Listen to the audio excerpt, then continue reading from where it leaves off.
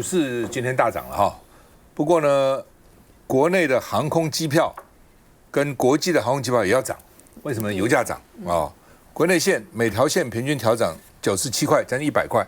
國際因為本來國內線不貴嘛啊，就整個就是說就沒有那麼高了，國際線高，所以呢，國際線呢每就是長程的每張票平均漲71.5美金哦，然後呢，短程航線27.5美金。這可能還會調整了，而且國外航線可能也會漲哈。那另外一個國內的什麼高鐵啊，什麼會漲，台鐵會不會漲？哦，其實都有醞釀漲價的壓力，只是可能都把它吸收了，因為怕影響選舉哈。那另外呢，這是要燃料附加費了，哦，大幅調漲。交通部長說，國內燃油庫存比其他國家穩定，哦，跟其他國家我們還好了哈，還好。那另外呢，高鐵票價從台北到高雄可以漲到1780，目前是1490了，300塊哦，那可以漲到1780哦，這個290吧哈，但是會不會漲，就是要看政治上的決定好。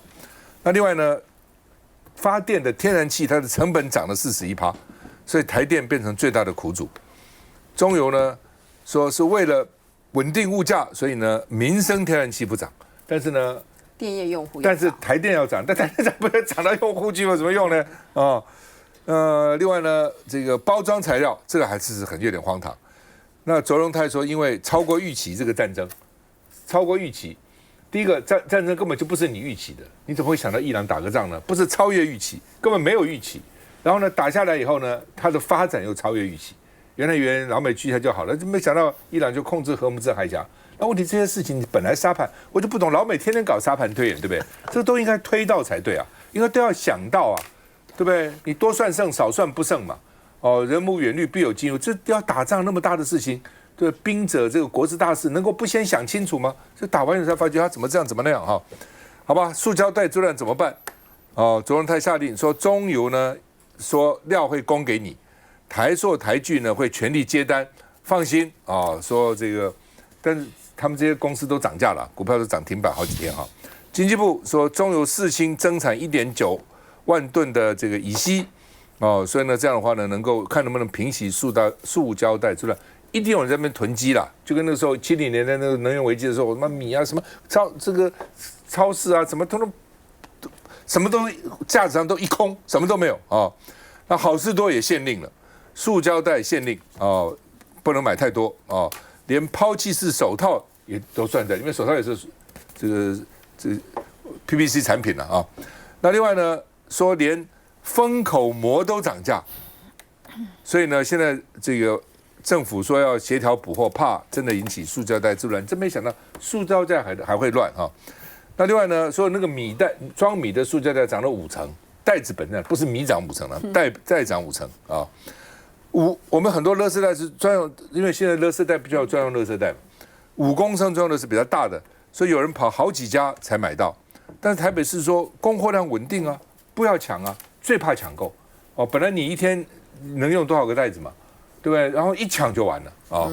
那另外呢，彰化阿彰肉圓漲5塊，知名湯包 T 10塊哦，5塊10塊。那另外呢，聯合物價小組。現在在桃園、雲林、高雄，去對塑膠袋製造商跟排商，它主要在那地方產生塑膠袋，有沒有囤積居奇？有沒有囤積哄抬啊？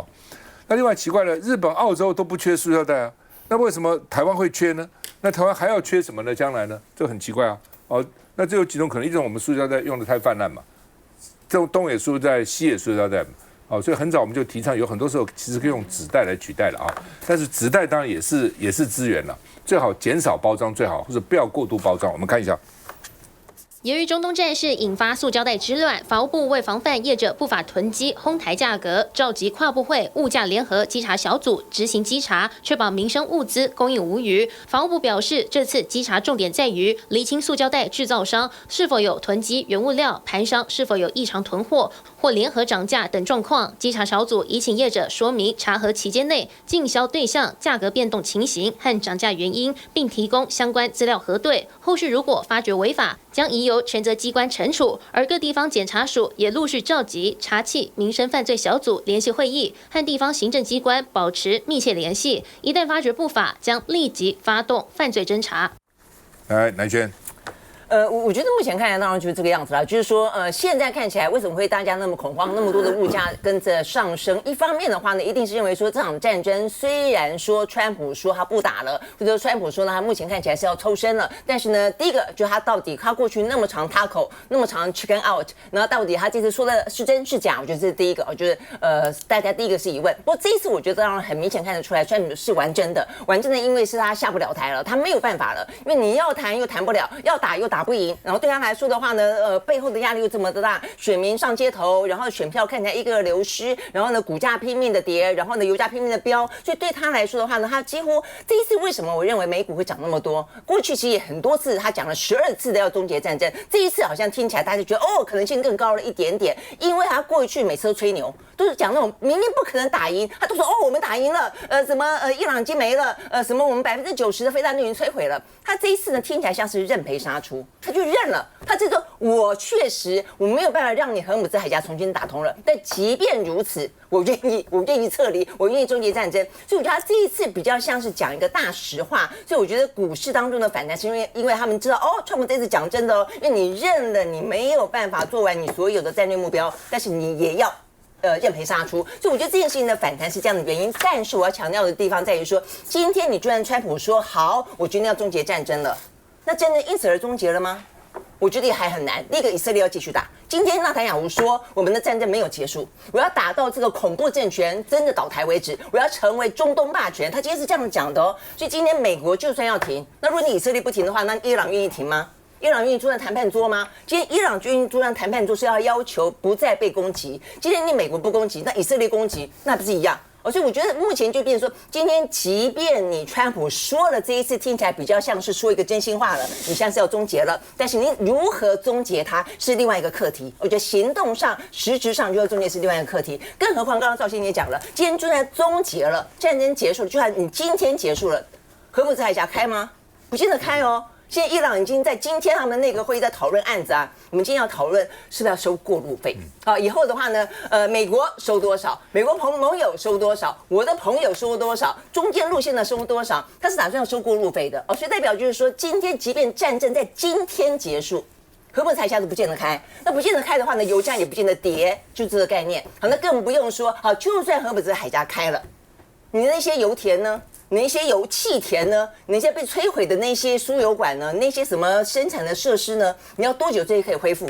數個月是保守的、樂觀的估計，數年是比較悲觀的估計。好，所以從不管是你嘴巴說你是不是要結束戰爭，到你實質上可不可以結束戰爭，到接下來的話呢，荷姆茲海峽開不開？接下來到你的什麼事情可以，什麼時候可以恢復供油？供油可以送出荷姆茲海峽？這都是太多的問題了。所以為什麼回到我們剛剛要講的，為什麼台灣的物價看起來飆？為什麼那麼多東西看起來怕不夠？就原因在於說大家恐慌嘛。就是說恐慌，就你擔心，就第一個現在看起來雖然有相較了，但是何時了還是有個非常實質上跟口頭上的一個落差。那這個就了以後還有那麼多的問題，所以其實坦白講，我真的今天看到這個卓榮泰，就新聞上面看到是他昨天在立法院備詢，他說：“哎呀，我們就是他遠遠超過我們的預期，我們都沒想到。”我真的很生氣。我們多早之前就告訴你說，你的準備夠不夠？你所有東西都要盤點。一開始有誰真的這樣戰爭只聽美國的？你聽美國的說，美國說會結束，美國說要速戰速決。你說一般市井小民聽美國的也就罷了，你說國家聽美國的，今天美國今天川普講話能信嗎？就他那個吹牛的成分已經高到不可想象了。今天美國的人民都不相信他了，我們台灣政府相信他。我說依照美國告訴我們說，速戰速決。你相信他，你就是個大白痴。我簡單說，就今天無論我們國家的任何的政策的決定拍板是靠美國給我們的情報，我們沒有任何其他的一個去迂橫局勢的一個判斷能力。你覺得這個政府可信嗎？好，所以我們當時就說了，你有東西可能不夠夠了。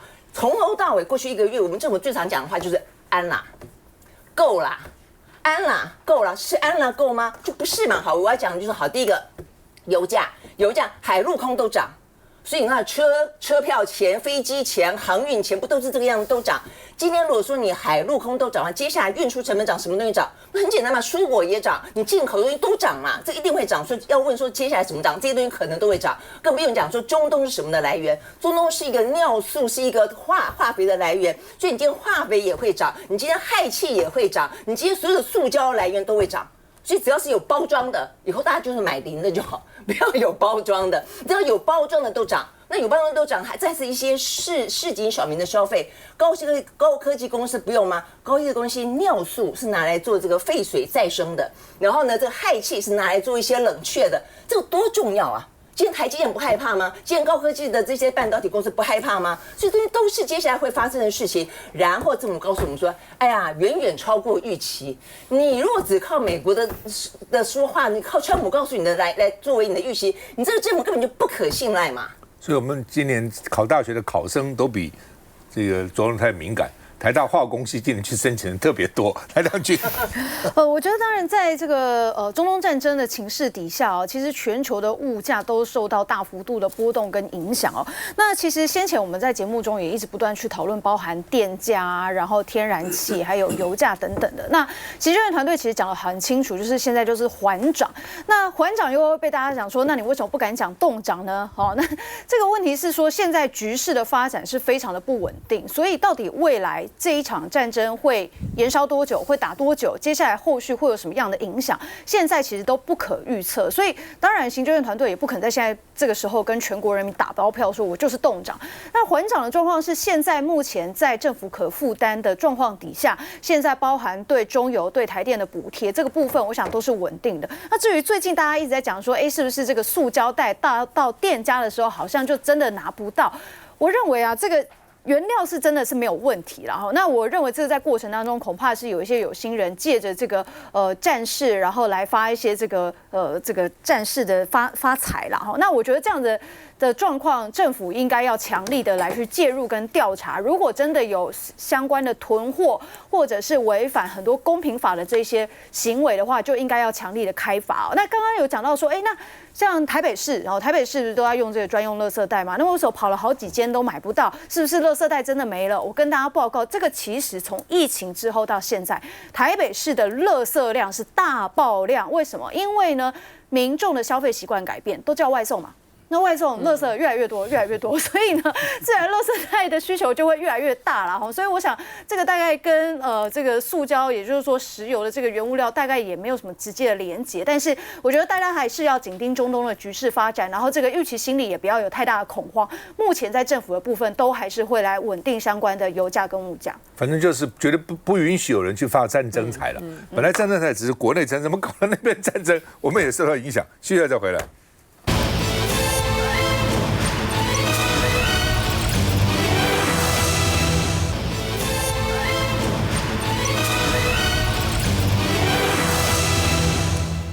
川普本來預備3月31號到大陸訪問，3月31、4月1號就要延，因為伊朗戰爭在打嘛，你這個三軍總司令這怎麼跑到中國大陸去呢？很奇怪嘛。延現在說大概延到5月14、5月15啊。那另外呢，探路團先行，其實他的商務部長跟大陸的副總理其實已經在海外談過了哈。白宮說，我們的內閣官員依例都會提前訪問這個到訪問的國家去鋪路啊。那台灣會不會變成籌碼了？美國的參議員這個歐部這個區叫匡希恆 Curtis 說呢，這個美中對話可以降低中國對台灣的侵略，就是美國跟這種對話總是好，反正就是不管怎麼樣，對話總比衝突好接觸總比不接觸好那另外呢，到底川習會談什麼所以呢，美國跟中國的經濟安全委員會的委員叫做 Miller， 他說呢，川普恐怕還沒有決定要交換什麼條件。我看也是，現在伊朗打成這個樣子了，沒錯，他怎麼會想到其他？大概還想不到那另外呢，會前美中會相互試探，就是彼此會試探，但你要什麼我要什麼，你要什麼我要什麼，你要讓什麼我要讓什麼。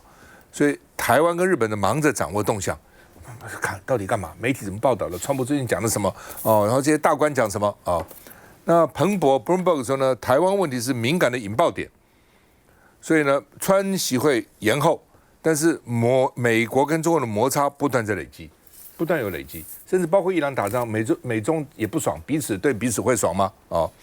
另外呢，高盛銀行說油價飆升，但是呢，在這種飆升的情況下，中國大陸的經濟是比美國韌性高。為什麼？第一個呢，再生能源發展很迅速。什麼叫再生？包括核能、風電、太陽能、水力，在大陸占40%了，占40%了啊。那之前呢，只占26%。換句話說，沒有那麼要靠油啦、天然氣啦啊。那第二個呢，就是這個第二個防護盾，就第一個防護盾是油減少嘛，第二個防護盾是龐大戰備儲油系統，那現在呢有110天可以儲出110天的需求，110天如果不進油，我還可以撐下去，這不將近3個月嘛，4個月嘛那另外呢就是液態燃料依賴比較少，中國對於油的依賴只有28%，美國40%，歐洲44%，中國28%，它依賴別的東西，而且第三個是它的供應來源多元化，它可以從俄羅斯來啊，可以從中東、從荷姆斯海峽來啊，也可以從不同的地方它都可以來我們看一下。美國跨黨派參議員訪台第2天，終於拜會立法院。除了會務院長韓國瑜，藍綠白3黨各派1位立委與會。訪團此行來就是關切台灣國防特別預算條例，在多次公開場合直接挑明說 ：Let's not make the mistake of underfunding baseline capabilities, because that to an adversary will identify maybe a vulnerability or a weakness. We also warmly welcome the statements from the Taichung mayor that make clear that support for robust defense spending is shared by important leaders across Taiwan's political spectrum. 特別提及台中市長盧秀燕，而被問及國民黨主席鄭麗文下個月將赴北京會晤習近平，尤其政協會發布消息的時間正是訪團抵台的同一天。鄭麗文期盼6月將訪問華府，藍營似乎期盼傳遞美中並重。而被問及5月登場的川習會，美國國會有哪些具體機制來確保美國對台灣的安全承諾不會成為白宮與北京在談判中的籌碼。Stronger the relationship is between the United States and China, the more protected Taiwan is. If we have a bad relationship with China, it is far more likely that China would be aggressive to Taiwan. This is a strong relationship. It has been for many years. That there are principles laid down that we operate on that are very important, both with Taiwan and China, that help and protect you. 訪團結束訪台，啟程東京和首爾，繼續走訪這第一島鏈行程。這個基本上面，這個川普要到這個中國大陸去訪問，大概時間是在5月14號跟5月15號，他們剛剛已經預估只有2天的時間。而且照這個國際禮儀上面的話，當然習近平要回訪，那時候他們把它設定在這個就是所謂 G20， 就在12月底的時候，他們也同樣的預估可能在深圳所主辦的這個 APEC 可能不會去，就是川普不會去。那這個過程來說的話，你看下一個部分裡面中間差了這麼多的時間，所以大家就預估說2天的時間應該是在政治性的議題上面可能會凌駕在經濟性的議題，因為只有2天的時間。那如果說經濟性、政治性的議題的話，那台灣當然絕對是排上這個台面上面來嘛。所以就是難怪大家都會在關注，到底在這個過程當中，政治性的議題台灣所位於的一個角色會是什麼？可是大家也不用太擔心，因為目前來說已經很多人推翻說，不管是什麼時候這個中國會武力犯台，很多的智庫，但是有更多的人告訴我們大家，在2030年前都不好，所以我們現在日子不用看太久哈，2030反正確定，2026可以選舉，2028可以選舉，2030再說。那在這個原則之下面，我們就過來去看看。那美國參議員過來，他們當然對於這個盧秀燕，我剛剛也看到，他們對於盧市長的這個所謂的8000到1兆，他們是給予一個歡迎的。那我們最近常被問到，就是說，那你們這個到底是8000、1兆跟我們的38加 N 到底有沒有問題？我想佩祥書記長已經被問到，我也常常被，因為我是台美國會聯誼會的會長，也會被問到。我們都認為這沒有互相違背。對我們來說，只要能夠去給予台灣所需要的，然後呢，能夠確切說出這個部分能夠核實到的，我們都可以去接受。所以我想，在這個軍軍購的部分，不要再制造內部的一些所謂的一個間隙，我們就是支持國防自主。那美國國會議員過來，其實也不過就是在這個過程當中，這已經是既定的，這不是突然的，這很早之前就已經是排定。本來在利用這個時間點後，能夠跟我們的相關單位裡面好好的來去做一些的溝通。那你知道看到所有立法委員在韓國瑜院長，我們也參加過太多次的，一定充分表達我們跟美台關係的一個友好，充分表達我們對於我們軍購希望它能夠符合台灣的這個利益。這不是問題啊，不管什麼時候都會是這樣。那對於細部的問題，我覺得還是取決在於5月14到15這2天，當政治議題提出來的時候，川普在那個過程承受了這麼大的美伊戰爭完之後，希望中國能夠介入的角色當中可以變成是什麼樣子？我覺得那才是個重點。不過大家剛剛說對的，他可能還沒有想到要跟中國交換什麼樣的條件。你看，只差一個多月，世界變化太多了，所以這個只是一個政治性的拜訪，然後大家應該都會是禮貌上來做這樣的一個處理，這是大家現在目前所預估的了。來，院長，這個美中的關係在之前都有許多前置作業，我相信就算是2天見面，假如前面的前置作業都做好了，我想談經貿的問題，比方說稀土啊，美國希望從大陸拿到稀土，或者是一些貿易上的額度加大，大豆等等這些，因為川普的鐵鏽區都在農業州嘛，啊，這些幾乎都是他鐵鏽帶的地方的支持者，所以我認為一定會談到了，至少。那台灣會不會被提上來？我認為一定會，但會不會被賣掉？會不會說啊做什麼交易？我的幾率不太大，因為美國也需要台灣。那何況美國是一個多元體制的國家，現在看起來川普是獨大，看熟悉美國制度都知道，在必要的時候，大法官還是可以說你違憲的。所以也就是說，他有國會，我們還有軍購的條款，還有台美之間的一個台灣關係法案等等，這些等等都在，他不會說。川普一個人說了算，所以即使有 deal， 我想至少在台面上不會講什麼，台面下一定會講了。所以我覺得台灣會不會被拿出來講，一定會講，只是台面上講，台面下講而已。那至於台灣應該怎麼去做，我覺得就在軍購上面，這3年來很重要的軍購嘛。至少以一個納稅人的我來說，每年納稅我至少看到說我的錢交去哪裡，我們買的東西有沒有到台灣來，不能只符合美國利益，沒有符合我們的利益。第二。那他如果沒有來的話，一般做生意 business is business， 怎麼你過了很多年都沒有來了，還沒有罰款呢？我們錢過去，東西沒有來呢，有沒有違約條款？第三，買的東西是不是台灣真的要的，還是賣什麼東西是由他決定？以前這樣，現在這樣子嗎？那這樣台灣就沒有進步啦。至少我們的立法委員都變得很年輕、很英俊、瀟灑，很有能力啊，又監督力道，至少讓台灣的民眾部分來知道說，哦，我們繳這個錢對保護台灣有幫忙，而且確實就事論事嘛。你買什麼東西，什麼時候為好就要來。前面講說買 F-16V AB 的加強版，買60架以上的，66啊，這個2025年以前會來，到現在一架都沒有，一架都沒有，只送一把傘，俺不來了，這樣來了。